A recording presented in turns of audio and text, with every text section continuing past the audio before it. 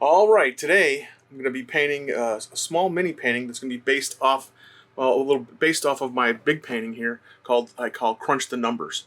So it's going to be just number crunch, and I'm going to play around with basically some Cheetos and a D8, I think, and um, that's really all I got going. So I'm thinking orange with probably a blue dye, and then just kind of work on the design and mess around with some paint and just get better at painting. All right, let's get stuck in. Okay, one of the first things I'm going to do is take my little 5x7 canvas here, and I'm going to stick it to my board with poster tack. So it's just basically, the brand doesn't matter. I just use a couple big blobs and a couple little pea-sized blobs, and just jam it on the back. I put it kind of towards the top of the back, and that way gives you a little bit more of an angle too. So like kind of get it, mash it into the board, and that's it. Oh, the other thing I'm going to use is maybe drawing with a little Molotow marker.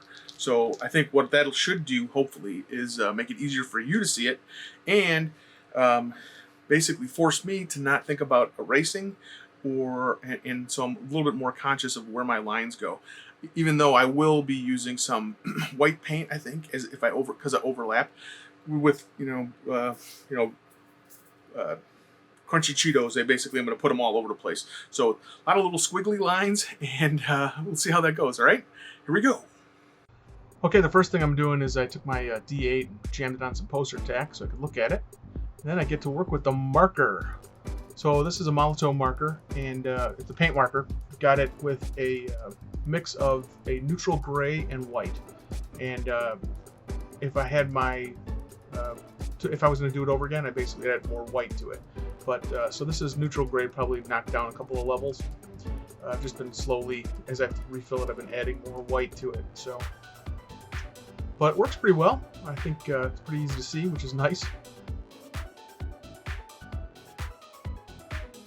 Okay, now I'm going to let that dry. Probably needs about 10-15 minutes, but I'll probably let myself get distracted, so maybe it'll be a little bit longer than that. So see you shortly. Kind of realized I needed to change out the water. It's just a little bit of medium cloudiness, and I don't want that in the rest of the paints. But I'm going to use some Liquitech acrylic gouache, and some of my brushes. I'm using Da Vinci Cosmos Top Spins as my brushes. So let's get the water changed and get back to painting. I'm working in with the light blue. I'm just going to do a kind of a gradient from light blue to the primary blue. These are the Liquitech gouache names. So the primary blue and a light blue. Just kind of working down, keeping it easy. But as long as I'm working while it's wet, it works pretty well in terms of the blending. Let it dry. Okay, now I'm coming at the Cheetos. This is a cadmium-free orange. And I'm adding a little bit of red into it and a little bit of yellow too sometimes for the highlights. But Cheetos themselves are pretty orange. You get some you do kind of tend to get some greens and things in the shadows, but overall, in terms of a base, just oranges are good. As anyone that has eaten them recently can attest, it will get everywhere. Orange will be on your fingers, it'll be on your toes, it'll be in your hair, it'll be on your feet. It'll be everywhere, depending on how you eat them. So, but gotta have some good snacks, and especially when you're gaming. So that's what this is kind of part of my game night series. So Cheetos are a pretty good one, even though it does, you do end up with orange fingerprints on your game sheets. But whatever it takes. Hopefully we can get together soon, get with everybody soon, and keep gaming. Patience. That's right. You got to let that stuff dry. And I say it, I don't. This basically I kind of trying to remind myself of it all the time. I tend to want to keep working and make some mud. So set yourself some timers. Let yourself get a little distracted. Well, you know what? One of the things I'm trying to do is actually work on other things. So I have to let this dry. I can go to the other room, start working on my big painting, and come back. At least that's the theory. So I think it'll work. So keep going. Get some blue in here with the dice. There was a drying period, I think, in there, but I'll remind you in a second.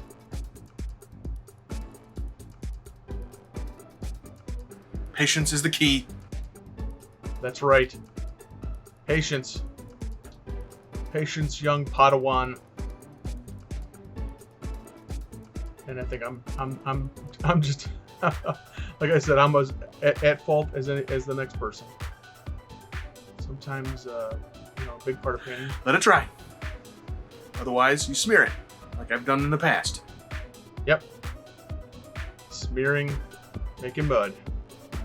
And putting in. Right now, I'm going with white because I want to come at it with some greens. I want a fluorescent green for the numbers, and I figured white would be a good base so that I could actually get those numbers to pop a little bit. Here's the green. Just kind of working through those back numbers, the 6 and the 7. It's really even hard for me to see them, and I'm looking at the die in the real world. So I figured, let it dry again. Yep, gotta let it dry because this is especially if it's not dry, you better have a good like a mall stick or something so that you don't accidentally put the heel of your hand on top of wet paint. So it's hard to see, but I don't smear it, so I do a great job at keeping my hand from rubbing up against any wet paint.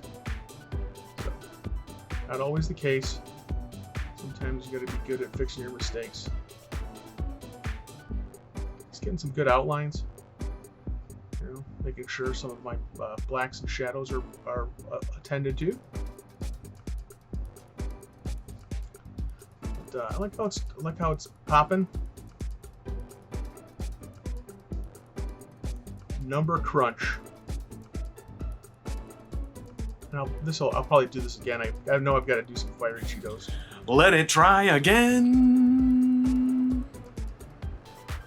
And I say that as much for me as for you. That's true. Here's the fluorescence. I'm putting them in just as highlights. It's kind of hard to see. Ooh, I don't know what happened to the light. There was a storm blowing through here. I'm thinking that it might have been just that the sunlight from outside all of a sudden shifted. But, oh well. When you're filming, yeah, there we go. So we're coming in with some ultramarine blue because I thought that the bottom wasn't quite dark enough. And the ultramarine is kind of a nice, if you thin it out, you can almost get like a shadowy tone over the blue.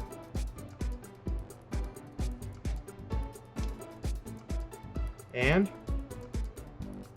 did I mention you should let it dry? That's right, because now we gotta sign it. Finished. Sign it with love. We'll zoom in a little bit. Well, I finished. Got the small one, and to match the large one. So here we go. It's all ready to go. So what I'm going to do now is show how I'm planning on basically mailing this out. If somebody buys it, how I'm going to put it together. So let's take a look here. On a watercolor block, get yourself a palette knife. A butter knife can work, but if you go to the side, you'll see a place where it breaks through. And then all you have to do is just very carefully slide along the edge. And it's a little bit harder because I was sloppy with the original matte medium. So, very carefully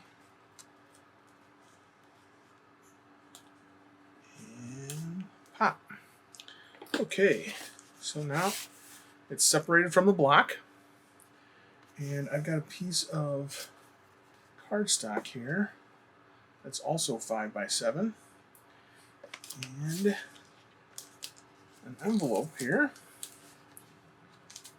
Tuck this back behind. Oh, missed.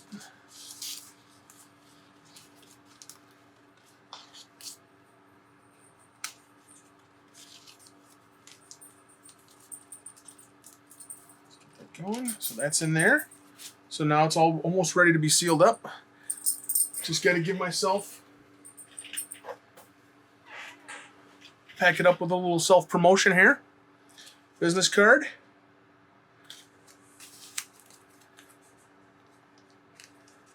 That in the back.